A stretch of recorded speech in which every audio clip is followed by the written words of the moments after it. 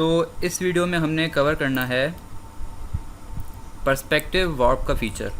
हमने last video में transforming हमने पढ़ लिया था, किस तरह से हम किसी भी ऑब्जेक्ट की डायमेंशंस हम चेंज कर सकते हैं, उसकी अपीयरेंस को हम चेंज कर सकते हैं कम्प्लीटली, उसकी साइज़ और उसके डायमेंशंस को चेंज करके। अब इस वीडियो में हम पढ़ेंगे कि पर्सपेक्टिव वार्प हमारे पास क्या होता है। तो उसके लिए ये पिक्चर डाउनलोड करके इसका बैकग्राउंड और बिल्डिंग को मैंने सेपरेट कर लिया था। ये हमारे पास बैकग्राउंड आ गया और ये बिल्डिंग हमारे पास आ गई। ठीक, पर्सपेक्टिव वार्प का ऑप्शन हम किस लिए यूज़ करेंगे कि जैसे इस बिल्डिंग की ओरिएंटेशन इस पिक्चर में हमारे पास यहाँ पर आ रही है, तो इसमें ये वाली जो साइड है हमारे पास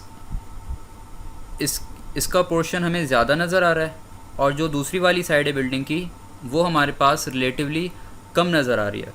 तो अगर मैं इसकी ओरिएंटेशन को चेंज करना चाहता हूँ, या फिर जिस व्यू से ये पिक्चर ली गई है उसको मैं थोड़ा सा चेंज करना चाहता हूँ, उसका पर्सपेक्टिव अगर मैं चेंज करना चाहता हूँ, तो उसके लिए हम पर्सपेक्टिव वार्प का ऑप्शन हम यूज़ कर सकते हैं।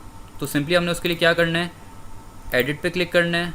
ठीक, ऊपर एडिट पे हम गए, क्लिक करने के बाद यहाँ पर ऑप्शन है पर्सपेक्टिव वार्प का। ठीक है, दोबारा देख लेते हैं।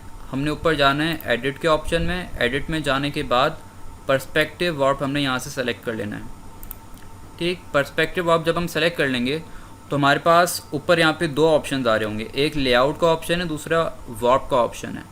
लेआउट के ऑप्शन से हम पहले इस बिल्डिंग को सेलेक्ट कर लेंगे, और सेलेक्ट करने के बाद यहाँ से हमने वार्प पे जाना है। वार्प पे जाने के बाद इसकी हम ओरिएंटेशन को चेंज करने की कोशिश करेंगे।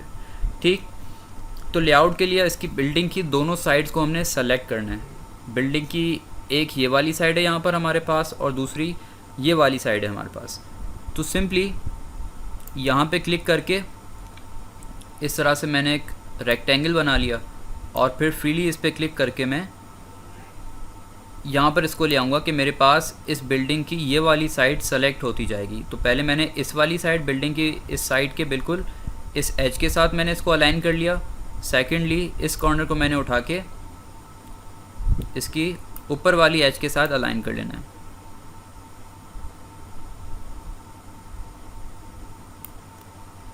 ठीक, और यहाँ से इसको हम नीचे मूव कर सकते हैं। अच्छा, अब हमारे पास ये साइड कम्प्लीटली सेलेक्ट तो हो गई है, लेकिन इसमें एक प्रॉब्लम है। वो प्रॉब्लम ये है कि करंट सिलेक्शन के मुताबिक इस बिल्डिंग की जो लेफ़्ट टू राइट जो डायरेक्शन है वो यहाँ से स्टार्ट हो रही है और इस तरफ जा रही है। ठीक, मतलब इस सिलेक्शन में जो हमारे पास लाइंस नज़र आ रही हैं वो हमें शो कर रही हैं कि इस बिल्डिंग की या फिर इस सिलेक्शन की ओरिएंटेशन किस तरह की है। ठीक है, तो ये जो वाइट लाइंस हमें नज़र आ रही हैं इनका इस बिल्डिंग की लेफ़्ट टू राइट डायरेक्शन के साथ अलाइन होना बहुत ज़रूरी है। ठीक है, तो उसके लिए क्या करेंगे, इस वाले वर्टेक्स को पहले जूम आउट कर लेते हैं, कंट्रोल प्लस कीबोर्ड पे माइनस का की प्रेस करना है। ठीक, इस वर्टेक्स को हम सिंपली जब हम नीचे मूव करेंगे तो हमारे पास ये वाइट लाइंस इसके अकॉर्डिंगली साथ साथ मूव करेंगी। ठीक है, तो जहाँ पर ये वाइट लाइंस इस बिल्डिंग के साथ अलाइन हो जाए वहाँ पर हमने इसको छोड़ देना है। ठीक हो गया, तो बिल्डिंग की ये वाली साइड हमारे पास सेलेक्ट हो गई है, जिसमें ये वाइट लाइंस इस बिल्डिंग की लेफ़्ट टू राइट जो डायरेक्शन है उसके साथ अलाइन हो चुकी हैं। अब बिल्डिंग का सेकंड पार्ट कर लेते हैं। ये सिलेक्शन हमारे पास आ गई है। अब इस सिलेक्शन के करीब अगर मैं कहीं क्लिक करूँगा तो फिर इस सिलेक्शन की डायमेंशन ही चेंज करने का सिंबल आ जाएगा हमारे पास। मतलब अगर मैं यहाँ पे क्लिक करके ड्रैग करूँ तो इसकी डायमेंशंस मेरे पास चेंज हो रहेगी। तो कंट्रोल Z, इसके करीब से सेलेक्ट नहीं करना है मैंने, थोड़ा सा दूर यहाँ पे क्लिक करके मैं ड्रैग करूँगा। अच्छा, जब मैं इस सिलेक्शन के करीब लेके जा रहा हूँ तो मेरे पास ये वाइट लाइंस के सराउंडिंग में ब्लू लाइंस नज़र आ रही हैं। इसका मतलब ये है कि अगर इसके करीब चले जाकर अगर मैं क्लिक को छोड़ूंगा तो ये सिलेक्शन इस लाइन के साथ जुड़ जाएगी। ठीक हो गया, मतलब अपर एंड लोअर पॉइंट्स इस वाली न्यू सिलेक्शन के ये लोअर पॉइंट और ये अपर पॉइंट इस सिलेक्शन के अपर और लोअर पॉइंट के साथ जाकर अटैच हो जाएंगे। ठीक, अब 3 पॉइंट्स हमारे पास अटैच हो चुके हैं अपनी पोजीशंस के अकॉर्डिंगली। अब 4th पॉइंट को हमने प्लेस करना है। तो अगर हम देखें इस बिल्डिंग का जो 4th कॉर्नर है वो ऊपर यहाँ पर होगा। जूम करके देख लेते हैं। ठीक है, बिल्कुल यहाँ पर हमें नज़र आ रहा है कि इसका 4th कॉर्नर यहाँ पर होना चाहिए। जूम आउट, सिंपली इसको जाकर हमने इसके साथ प्लेस कर देना है।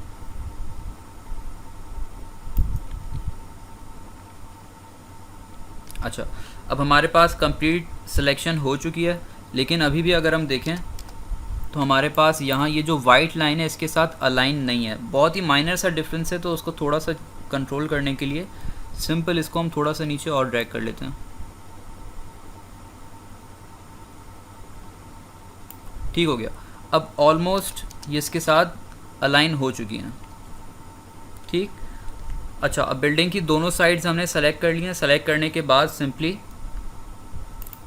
इसकी ओरिएंटेशन को चेंज करने का टाइम, तो लेआउट सेलेक्टेड था मैंने, वॉब जब मैंने सेलेक्ट किया तो अब अगर हम किसी वर्टेक्स पे क्लिक करके ड्रैग करेंगे तो उसमें डिस्टॉर्शन शुरू हो जाएगी इस तरीके से।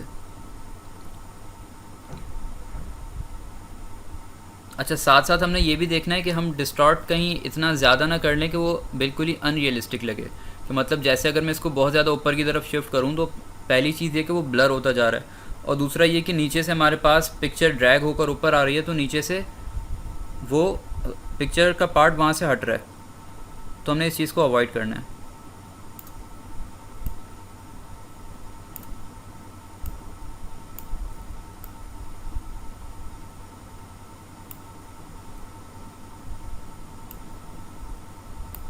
ठीक है, तो जिस भी पर्पज़ के लिए हम बिल्डिंग की डायमेंशंस को चेंज कर रहे हैं और उसके पर्सपेक्टिव को हम चेंज करने की कोशिश कर रहे हैं, तो उसके अकॉर्डिंगली जस्ट इसको हमने एडजस्ट कर लेना है।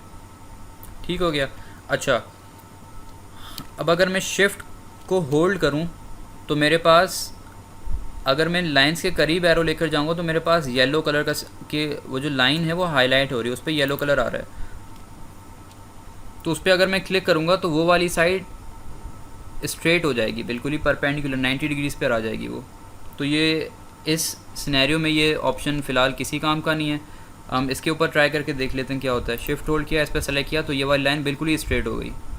ठीक, तो इस वाली एज पर अगर हम करते हैं तो ये बिल्कुल ही अनरियलिस्टिक सी अपीयरेंस आ रही है हमारे पास। कंट्रोल Z, मैं चाहता हूँ कि जो ये वाली लाइन है मेरे पास बिल्कुल ही स्ट्रेट हो, परपेंडिकुलर हो, ताकि बिल्डिंग की ओरिएंटेशन इस तरह से आ जाए कि जैसे पिक्चर को बिल्कुल ही परफेक्टली हमने कैप्चर किया हुआ है, उसको 90 डिग्रीज़ पे रखते हुए इसकी इस वाली एज को।